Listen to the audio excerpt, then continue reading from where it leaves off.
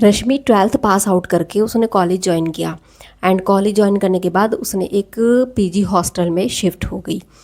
वो कॉलेज का भी हॉस्टल ले सकती थी लेकिन उसने कॉलेज का हॉस्टल नहीं लिया क्योंकि कॉलेज के हॉस्टल के रूम जो थे बहुत छोटे थे एंड बहुत साफ़ सफाई भी इतनी ज़्यादा नहीं थी एंड सबसे इम्पॉर्टेंट थिंग ये थी कि वहाँ पे जो खाना था वो बहुत घटिया किस्म का रहता था।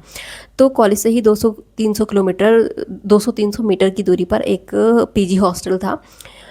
रश्मि ने वहाँ पे अपना रूम ले लिया। तो वो पीजी ऐसा था कि नीचे फैमिली रहती थी एंड ऊपर वाले फ्लोर पर गर्ल्स रहती थी। एंड वहाँ पे जब उसने रश्मि ने अपना रूम ले लिया तो उस रूम में एक लड़की और थी जिसका नाम था रिया। तो वो भी सेम कॉलेज में ही पढ़ती थी। तो दोनों रूममेट बन गई। तो स्टार्टिंग में दोनों साथ क्लास में जाती थी दोनों एंड मार्केट होना होता था तो साथ में खाना पीना सबको साथ में। कुछ ही दिनों में दोनों रिया एंड रश्मि बहुत अच्छी दोस्त बन गई थी। तो जब दोनों का फर्स्ट ईयर कंप्लीट हुआ तो छुट्टियां हुई गर्मी की एंड दोनों को ही अपने घर जाना था तो रश्मि एंड रिया दोनों अपने घर चली गई। तो आफ्टर वैकेशन जब दोनों वापस आती हैं तो रश्मि ने नोट किया कि रिया का जो बिहेवियर है थोड़ा चेंज हो गया।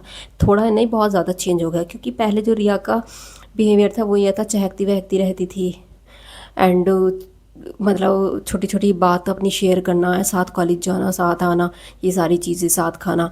बट अभी क्या था, वो चुप रहती है, किसी से बात भी नहीं करती थी। यहाँ तक कि रश्मि को ऐसा लगा कि शायद इसका कुछ फैमिली इशू है या कुछ पर्सनल इशू है जो ये शेयर नहीं करना चाहती। तो रश्मि ने भी थोड़ा मतलब कुछ ज़्यादा फोर्स नहीं किया। अब क्या होता है कि रश्मि ने एक चीज़ और नोट की कि मतलब रिया की जो डाइट थी वो बहुत ज़्यादा बढ़ गई थी। पहले तो इतना नहीं खाती थी लेकिन अब 3-4 इंसानों का खाना वो एक साथ खा जाती थी।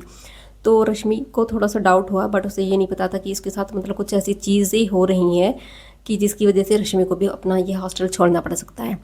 हुआ क्या था कि एक बार रश्मि का मतलब नेक्स्ट डे जो था वो पेपर था, टेस्ट था एंड तो वो तैयारी कर रही थी उस टेस्ट की एंड रात को उसे पढ़ते पढ़ते 140 हो गए थे। तो वो अपनी बुक्स वगैरह समेट कर जैसे वो लेटने के लिए जाती है तो उसे ऐसा लगता है कि रिया जो है बेड पर कुछ बड़बड़ा रही है। अब वो थोड़ा सा कान लगाकर सुनने की कोशिश करती है बट उसे कुछ समझ में नहीं आता है। तो वो रिया को आवाज़ें भी लगाती है तो वो चुप हो जाती है रिया। तो जब वो उसे लगता है कि रिया भी चलो चुप हो गई है, शायद वो नींद में बड़बड़ा रही होगी, तो रश्मि भी सो जाती है। चलो उस दिन तो कुछ नहीं होता, सब वो इतना ज़्यादा कुछ खास नहीं होता एंड रश्मि कुछ ध्यान भी नहीं देती है। नेक्स्ट डे 2-2:30 बजे के करीब क्या होता है कि रश्मि देखती है कि रिया जो है मतलब चेयर पे बैठी है एंड चेयर जस्ट विंडो के सामने और वो ऐसे सामने को ऐसे देख रही है बहुत अजीब तरीके से। अब रश्मि की आँख खुलती है तो वो रिया को आवाज़ देती है बट रिया कोई रिस्पॉन्स नहीं करती है। उसे बहुत आवाज़ें देती है बट वो कोई रिप्लाई नहीं करती। अब वो रिया के पास जाती है एंड वो कहती है कि रिया, उसके पास जाने के बाद भी वो कोई आंसर नहीं करती है।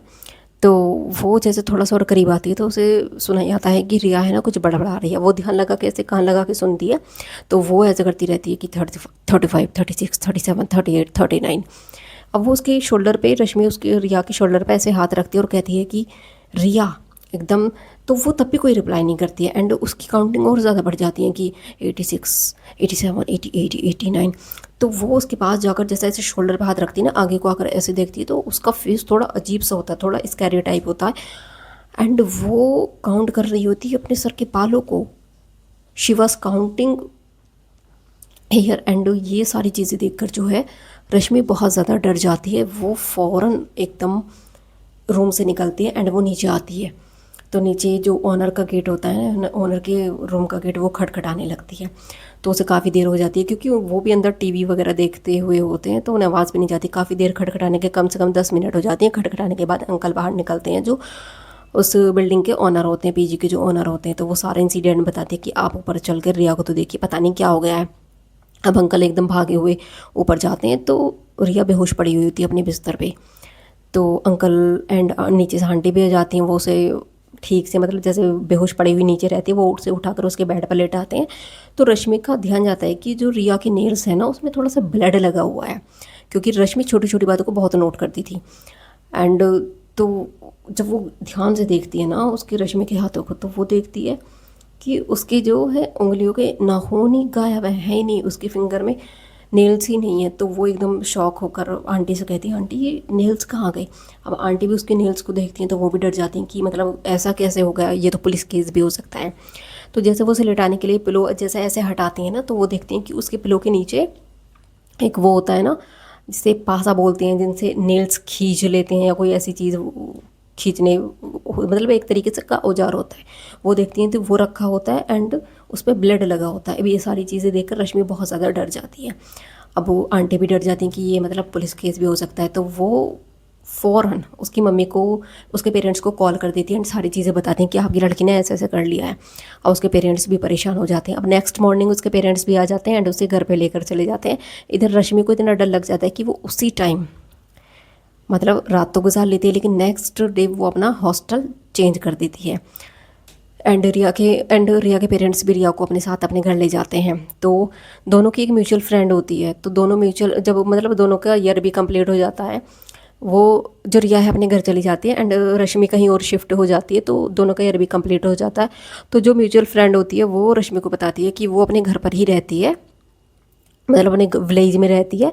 तो वो ये बताती है कि मतलब वो जब वो यहाँ से गर्मियों की छुट्टी में वैकेशन पर गई थी, तो वो नदी की, उसे फोटोग्राफी का बहुत शौक था। तो रिया फोटोग्राफी एक एक दिन शाम को घर से निकलती है एंड फोटोग्राफी करती है। तो हमारे वहाँ पर एक शापित नदी, वो बताती है कि वो उसके पास गई, वहाँ पे फोटोग्राफी करने लगी कि शायद वहाँ से कुछ लगा हो, क्योंकि ये सारी चीज़ें वो म्यूचुअल फ्रेंड उसे बताती है कि जिसने उसका तंत्र मंत्र कराया ना, जो झाड़ फूँक कराया, उसने ये सारी चीज़ें बताई कि उस नदी के पास से ही कुछ तो हुआ है।